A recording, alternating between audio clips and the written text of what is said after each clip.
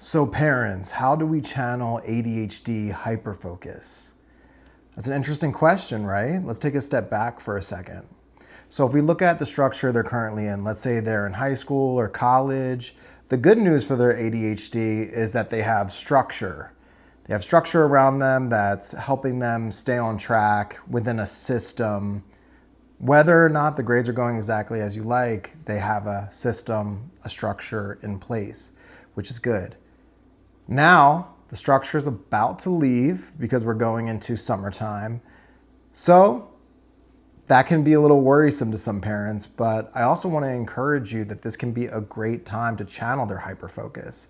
Because in school, depending on what they're majoring in or the classes they're taking, they may or may not really care about the content that they're learning. They might be forcing their engagement with it.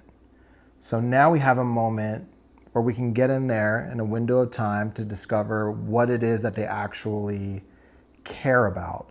Now, without direction, ADHD hyperfocus can go into a lot of different ways, and without intentionality, it's not going to be something that they consciously decide necessarily, and that might be why it could seem to you like a random hobby, or might just fall into video games, which I know as a parent can be tough to see when you know that the summer can be a crucial time for their development. So we have to figure out what can their brain latch onto that they actually care about. So for example, if they have an interest in AI, maybe they're just on ChatGPT all day, or they're using Claude. Maybe we can channel that into an AI certification. Their brain can latch onto that rather than random usage of the apps. Or for example, if they're interested in business, we can start a small scale experiment with them starting a business. There's never been a better time to do so, right? So these are just some ideas for ways that their brain can latch onto something meaningful over the summer. In coaching, we do a summer goal setting.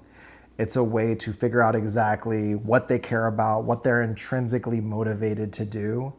Because when we were 19 or 20 years old, how many of us knew who we were and exactly what we wanted to do? So for them, it's also a discovery process. So we look to honor that.